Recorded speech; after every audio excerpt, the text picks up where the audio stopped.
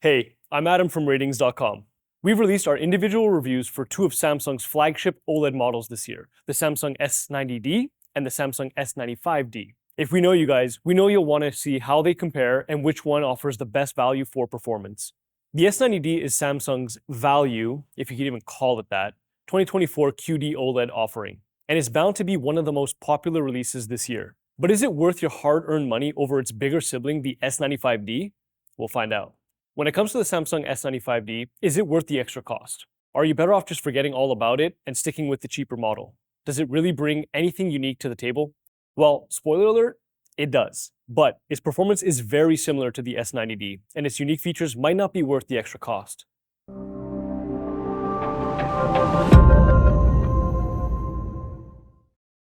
Let's start with the most obvious difference between the two: their design. Both TVs have a sleek design and look quite premium, but they're pretty different. If you look at the S90D, it's thin. It does have a thicker part at the bottom where the inputs are, which is something the S95D doesn't have. That's because the S95D comes with the slim One Connect box, or OCB, just like last year's S95C. If you've watched our S90C versus the S95C comparison video, you'll know that the OCB had many issues last year, with many users reporting dropouts when using it. As the S95D is brand new, we don't yet know if this year's box will suffer from the same issues as last year. We didn't encounter any issues during our testing, but we also didn't have any issues last year either. Just something to note. The box is still limited to 40 gigabits of bandwidth, while the S90D has the full 48 gigabits on all 4 HDMI ports. Still, the OCB is what gives the S95D a completely flat back, free of the rump found on the S90D, as well as the TV's inputs are now on the box instead of on the TV itself. Interestingly, you think that this would make the TV even thinner than the S90D, but it doesn't. If you look at both of these panels, you can see that the S95D is noticeably thicker than the S90D. We find this to be a welcome change. The S95D feels incredibly rigid and premium and doesn't feel as fragile to handle as the S90D does. Plus, the OCB just adds a ton of versatility, especially if you want to wall mount your TV. Now, we did have a strange issue with the S90D. A support bracket for the HDMI port covers was pushed under the motherboard instead of over it, which is where it should be. This couldn't have happened during shipping, it's actually a quality control issue. You can check out our S90D review if you want to know a bit more about this. But we can tell you that we had no QC issues with our S95D, further highlighting how robust this TV feels next to its cheaper sibling. Aside from the difference in thickness, both TVs come with a small metallic stand, which fits at about 3.4 inches from the table, so any soundbar will fit in front without blocking any part of the screen. There is a bit of wobble though when pushing both TVs, but it quickly settles, so it's nothing to be worried about. The two contenders have nearly identical sets of inputs, with two exceptions. The S95D has an extra USB port, but the S90D has an analog audio out 3.5mm port. Amazing. Otherwise, they both have 4 HDMI 2.1 ports that can do 4K 144Hz, an optical port, and an Ethernet port. We previously mentioned that both TVs have an ATSC 3.0 tuner, but we've been advised that this isn't the case. We apologize for the error. We can't exactly test for this since we're based in Canada, but we'll be updating each review to correct this. Let's start with the performance section by talking about the aspects of the TV's design that does impact performance: the screen finish. Now, look at these two TVs. Look at them real good. Notice anything suspicious? Well, you should, because these two TVs have dramatically different screen finishes. The S90D uses a traditional glossy screen finish, which is what we've been seeing basically on every single OLED TV ever released. But the S95D here, well, it's using a matte screen finish. It's the second TV in recent memory to use this after Samsung's The Frame 2022. Is it worth it? It's complicated. You'd think that the matte screen coating of the S95D would understandably be vastly superior to the glossy coating of the S90D. I mean, why would Samsung put it on their highest end model if it wasn't? But you'd be only kind of right. It's better in some ways, but worse in others. In most instances, the matte coating eliminates reflections, which is fantastic. But it does so by diffusing the light across the screen rather than just reducing the size of the reflection like the glossy coat on the S90D does. In doing so, it ends up negatively impacting the TV's contrast. It's certainly impressive in bright rooms, but you'll have to decide if the lack of visible glare is worth it. When it comes to other aspects of performance, the two TVs are nearly identical, so we'll focus on their differences rather than reiterate their similarities. Let's start with the HDR brightness. Now you might say, wait, Rtings, these two TVs look almost identical when it comes to this. Why even mention it? Aha!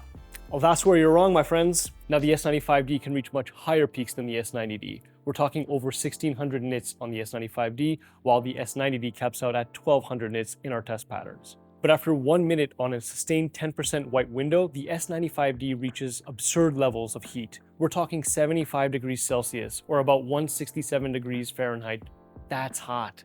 Understandably, the TV tries to avoid cooking itself alive, so it severely thermal throttles itself from its 10% peak of 1635 nits all the way down to 193 nits. For comparison's sake, the S90D also thermal throttles, but to a far less degree, dropping from its 10% peak of 1193 nits down to 948 nits on a sustained 10% window. Now, for real-life content, this isn't likely to be an issue, as few people watch all white windows for multiple minutes at a time. But even here, the S95D shows some peculiar results. It doesn't maintain the same high peaks as the S90D does in our real scene tests. So ultimately, as of right now, the S95D can indeed get brighter than the S90D, but the cheaper model is better at maintaining its high peaks while the S95D is thermal throttling itself. Note that the same thing happened last year. The S95C suffered from severe thermal throttling for months after it came out. As of right now, the S90D is just more consistent when it comes to brightness. In SDR, the S95D is noticeably brighter than the S90D, especially when the entire scene is very bright. So if you like to watch SDR content in well-lit rooms, the S95D is the TV for you. While the S95D's pre-calibration accuracy is good overall, the S90D is excellent. The S95D's color temperature leans very blue, even with its color temperature setting set to warm too. The S90D also leans slightly cold, but not as much. This is further emphasized by the S95D's white balance accuracy, which shows that most shades of white have too much blue in them.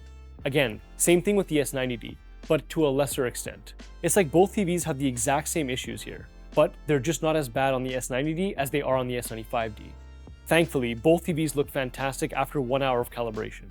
Remember that TVs with the same model line don't all look the same due to the panel variants, so some 95Ds will be more accurate than others will be out of the box, and some S90Ds will be much worse. Both TVs are stellar here, but the S90D has a very slight edge over the S95D on dark gray and bright blue gradients. We're splitting hairs, but hey, that's what we do here. And once again, the cheaper model outpaces the more expensive one. So, which one should you get? Well, right now, the S90D is a better choice. It's cheaper, and as of right now, it seemingly outperforms its bigger sibling on most metrics. With time, we do expect the S95D's thermal issues to be resolved. Then it should be the brighter TV of the two. Though again, to clarify, the S90D is extremely bright, and you'll be hard-pressed to notice the S95D's extra brightness in most content. Then there's the reflection handling. Frankly, you'll have to make up your own mind about the matte coating, but it's so hard to justify it when the S90D's glossy coating is just so good at dealing with glare. The S90D is just the safer pick here. Ultimately, the answer, like between the S90C and the S95C, comes down to one thing: the versatility of Samsung's slim One Connect box. We'll also throw in the better build quality of the S95D here, as it just feels more solidly built than the S90D does. The S95D is also completely flat, so it's flush when you install it on a wall. It makes sense when you think about it. The S95D is extremely expensive, and as such, it could be considered a luxury product. If you care about having the best looking living room possible, with the TV sitting flush on the wall, with its cables neatly routed towards a well-hidden box, then the S95D is your TV. But if you want the best performing TV for its price, we recommend the S90D. We also don't yet know if this year's One Connect box will suffer from the same blackout issues as last year's did, so that's another thing to keep in mind. If you're a home theater enthusiast who likes to stream content while owning an extensive 4K Ultra HD Blu-ray collection, consider the LG G4 OLED instead. No Samsung TV supports Dolby Vision or advanced DTS audio formats, but the G4 does. And it still has an amazing overall picture quality with an amazingly bright peak brightness in both HDR and SDR. The G4 is also just as good as the Samsung TVs for gaming, as the LG barely loses any of its HDR brightness in game mode. Plus, it has 4 HDMI 2.1 ports with up to 4K at 144Hz support.